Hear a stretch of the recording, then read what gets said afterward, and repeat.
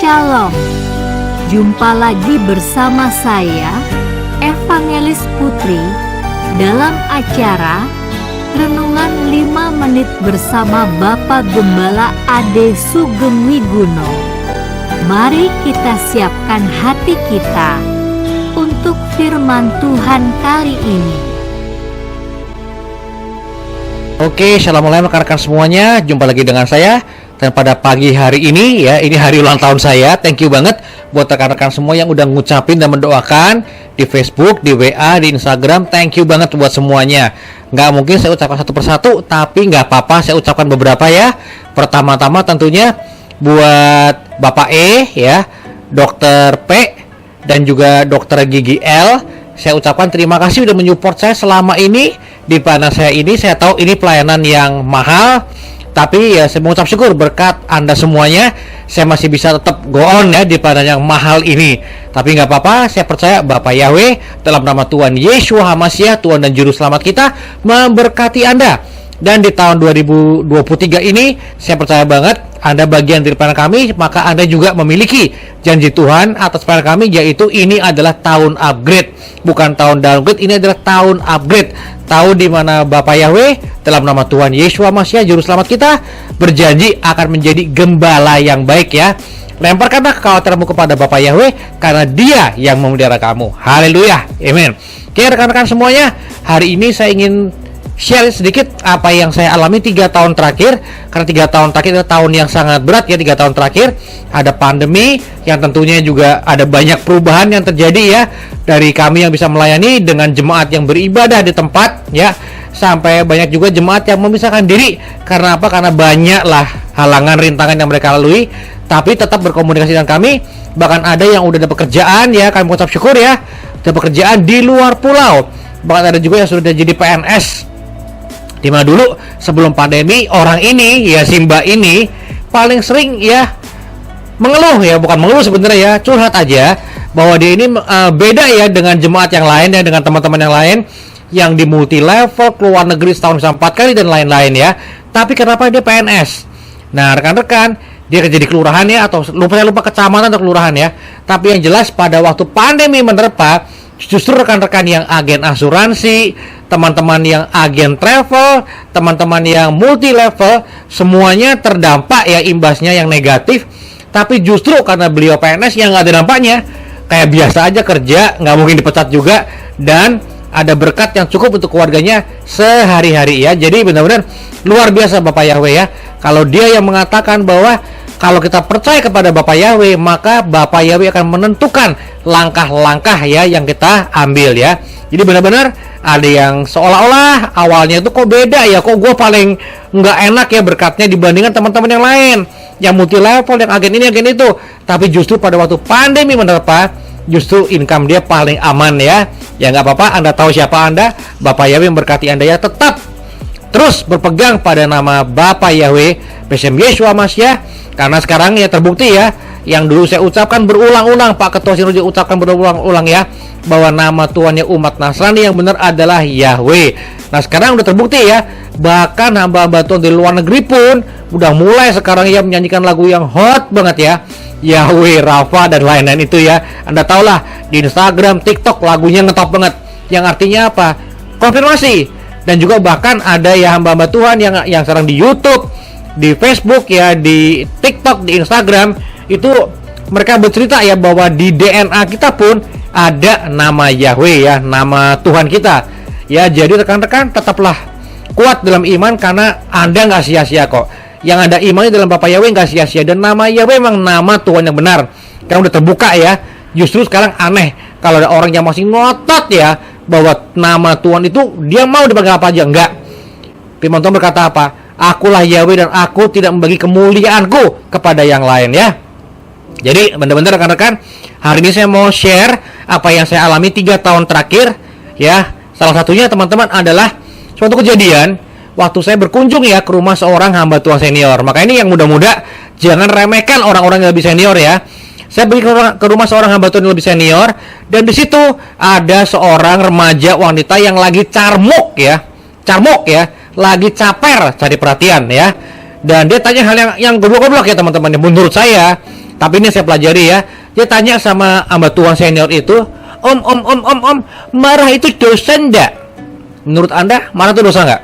Ya, tunggu dulu. Buat yang berkata, dosa, nggak boleh marah. Ya, salah jawaban Anda ya.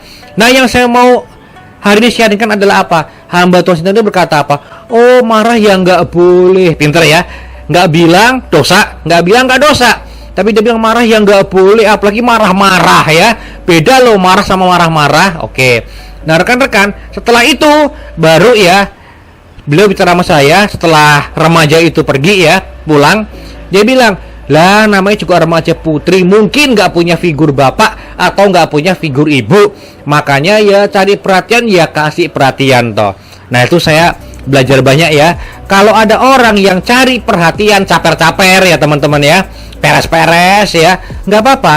Dia cari perhatian, dia kasih perhatian. Itulah tugas kita sebagai hamba-hamba Tuhan toh.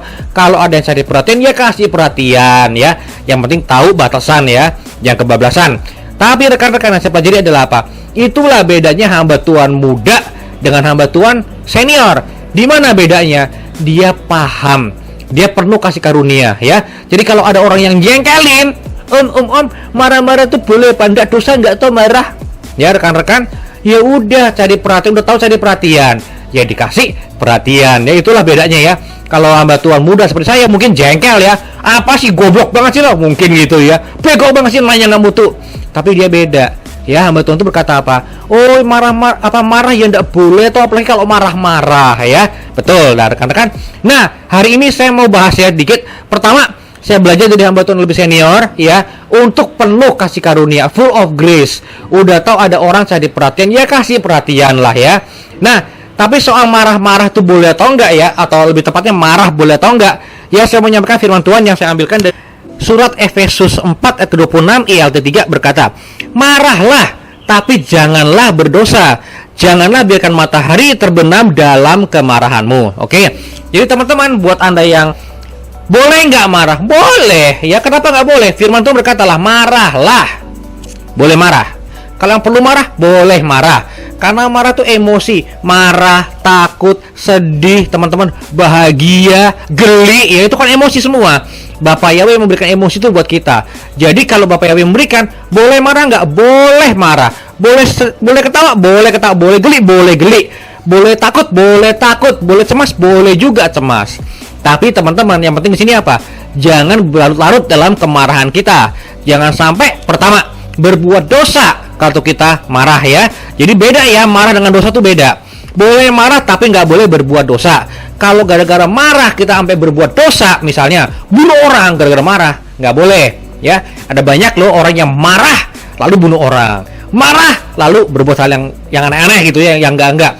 Teman-teman, intinya apa? Boleh marah tapi jangan kelewatan marahnya, jangan sampai berbuat dosa pertama. Kedua, jangan sampai berlarut-larut, jangan sampai matahari terbenam dalam kemarahan kita. Artinya apa?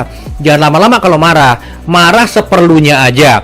Misalnya apa? Ada misalnya tim kita atau anak buah kita ya, yang kerjanya nggak beres, udah dibilangin kamu A, B, C, D, E ya, tapi pada waktu Anda cek lagi belum ngerjain apa-apa, padahal udah hampir habis waktunya. Boleh marah? Boleh marah, tapi jangan berbuat dosa. Kalau marah jangan ngata-ngatain orang ya.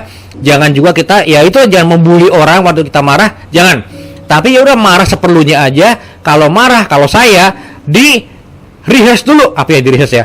Kalau marah itu di general repetisi dulu, di gladiresik dulu kalau marah. Mau ngomong apa nih marahnya nih?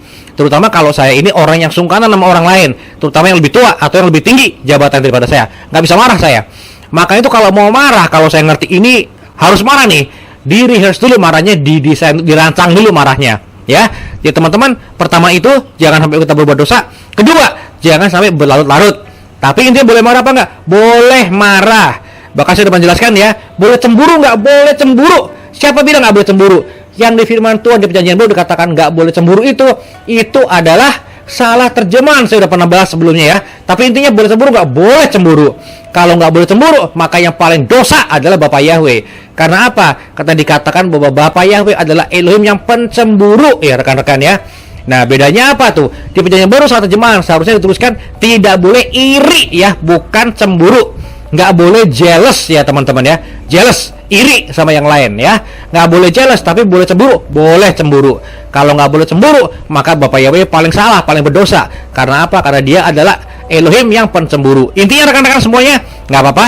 Hari ini saya mau bahas saja. Hari ini saya pun belajar dari hamba Tuhan yang lebih senior. Jadi jangan Anda bilang, apa sih lo? Orang udah tua juga. Enggak ya. Di balik tuanya, di balik umurnya, ada kebijaksanaan dan pengalaman. Itu yang kita perlu belajar. Jadi yang muda-muda jangan belagu, jangan sotoy teman-teman ya. Kita masih perlu kok belajar daripada yang lebih senior dari kita ya. Buat hamba Tuhan senior itu, Anda tahu Anda siapa. Terima kasih Pak, saya belajar banyak dan lebih akan belajar banyak lagi dari Anda. Hati saya siap untuk belajar lebih lagi dari Anda. Buat kita semuanya, haleluya. Bapak Yahweh memberkati kita semuanya dalam nama Tuhan Yesus HaMasyiah. Haleluya. Amin. Setelah kita dengarkan firman Tuhan untuk kali ini, kami percaya Anda telah diberkati oleh firman Tuhan. Sampai jumpa pada episode berikutnya. Bapak Yahweh memberkati.